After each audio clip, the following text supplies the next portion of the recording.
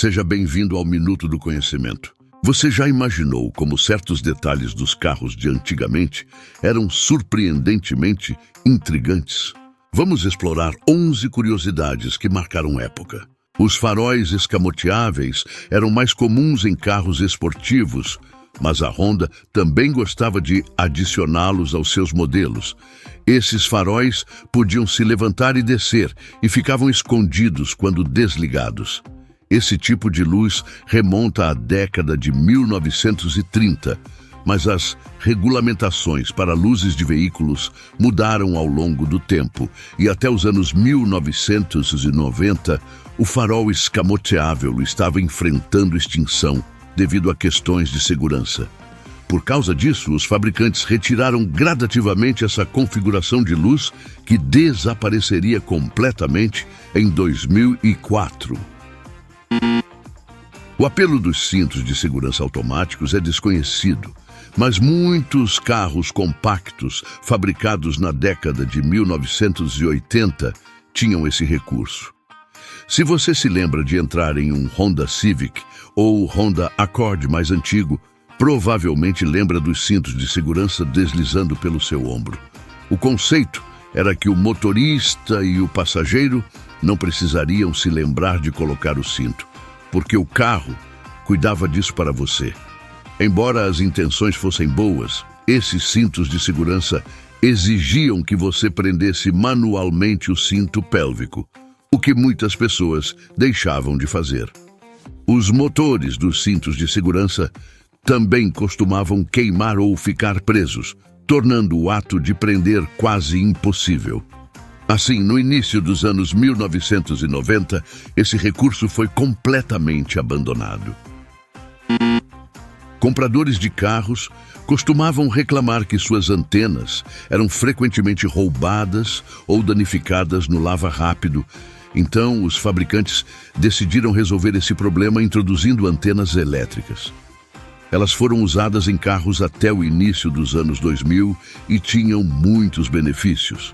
No entanto, a desvantagem era que a antena se tornava mais complicada de substituir ou consertar e podia custar centenas de dólares.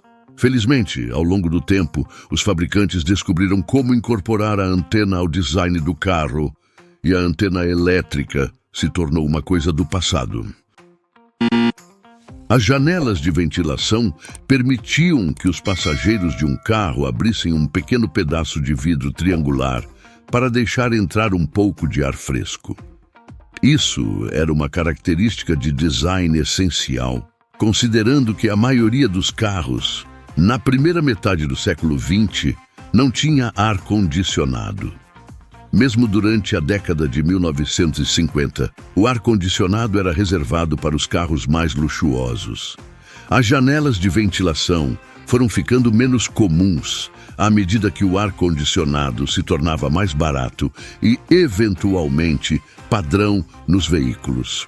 Alguns dos últimos veículos a terem esse recurso foram os Ford F-150 e os Dodge Rams, de 1996. Se estiver gostando deste vídeo, peço que considere deixar seu like e se inscrever. Isso nos motiva a produzir mais conteúdo de qualidade para você. Na época, os tetos Landau eram considerados o ápice do luxo americano.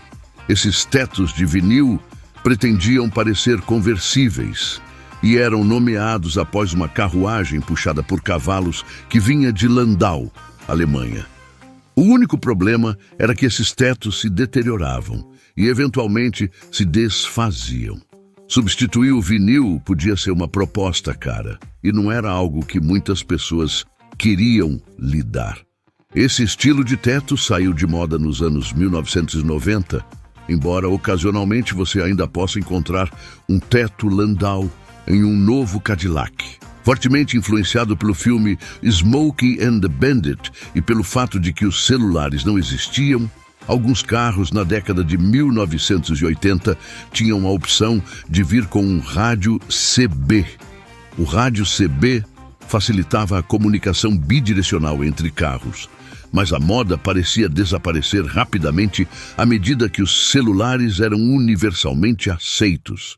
Os rádios CB ainda estão por aí, e muitos entusiastas, caminhoneiros e socorristas continuam usando o dispositivo. Parece que algumas tecnologias confiáveis, como os rádios CB, nunca saem completamente de moda. Embora a General Motors tenha sido responsável por criar o design do teto T-top removível, muitos outros fabricantes de automóveis o adotaram. Os T-tops foram uma parte icônica das décadas de 1970 e 1980. O problema era que havia muitos problemas de segurança associados aos T-tops. O primeiro e mais importante era a segurança estrutural do carro, que era comprometida pelos T-tops. Além disso, havia vazamentos nos tetos e até mesmo danos aos T-tops, causados pelo armazenamento inadequado dos painéis de vidro. No final, os fabricantes abandonaram completamente esse conceito, embora a GM tenha oferecido como uma opção em alguns modelos até 2002. Como a maioria dos recursos dos primeiros carros americanos, os bancos dianteiros tipo banco eram um resquício das carruagens puxadas por cavalos, permitindo espaço para passageiros extras ou simplesmente para dar a todos um pouco mais de espaço. O banco dianteiro era uma característica popular nos grandes sedãs americanos. Regulamentações de segurança nos anos 1970 levaram ao declínio da popularidade do banco dianteiro, mas eles permaneceram em muitas caminhonetes. A introdução do console central significou que muitos carros novos simplesmente não tinham o espaço. Mas se você era uma criança nos anos 1970 e 1980, não há dúvida de que você andava no banco dianteiro. O Crown Victoria foi um dos últimos sedãs modernos a oferecer bancos dianteiros. Além disso, os bancos dianteiros em sedãs foram abandonados completamente. Os fabricantes trabalharam para melhorar a qualidade interior de seus veículos e os bancos de veludo se tornaram muito populares. Essas opções de assentos eram destinadas a ser mais confortáveis e luxuosas e podiam ser encontradas em todos os tipos de carros, desde Hondas até Cadillacs. O único problema era que esses assentos faziam você suar em viagens longas de verão. Além disso, eles também não duravam muito tempo, se desgastando e ficando planos em poucos anos. A Chrysler acabou usando bancos de veludo até a década de 1990. Mas para a maioria foi uma relíquia deixada nos anos 1980. Os assentos com captonê eram assentos ultra confortáveis, que tornavam os carros ainda mais luxuosos. Esse tipo de assento costumava ser incluído nos níveis de acabamento mais baixos, pelo qual a GM era notória. A Chrysler foi uma das últimas fabricantes de automóveis a oferecer isso em seus interiores de carros da linha K. Ao longo dos anos, o captonê se tornou apenas uma moda que muitas vezes era encontrada nos lowriders que percorriam as principais ruas da América. Hoje em dia, os assentos são mais confortáveis do que nunca, e o couro é agora o estofamento padrão na indústria automobilística. A imagem de uma família indo de férias em uma perua com painéis de madeira não era apenas dos filmes. Muitos modelos de carros vinham com painéis de madeira falsa ao longo dos lados. Embora isso não fosse feio na época, era feito de forma barata, fazendo com que os painéis se soltassem ou se desintegrassem. Diferentes carros usaram esse revestimento de madeira, com a Chrysler sendo uma das últimas empresas a oferecê-lo na minivan Town & Country até 1996. Hoje em dia, os painéis de madeira parecem ótimos em veículos vintage e servem como lembrança das viagens em família na perua com painéis de madeira. Gostou dessa jornada pela história dos carros?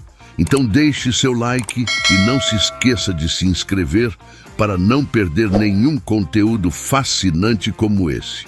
Até a próxima viagem no tempo, automotiva.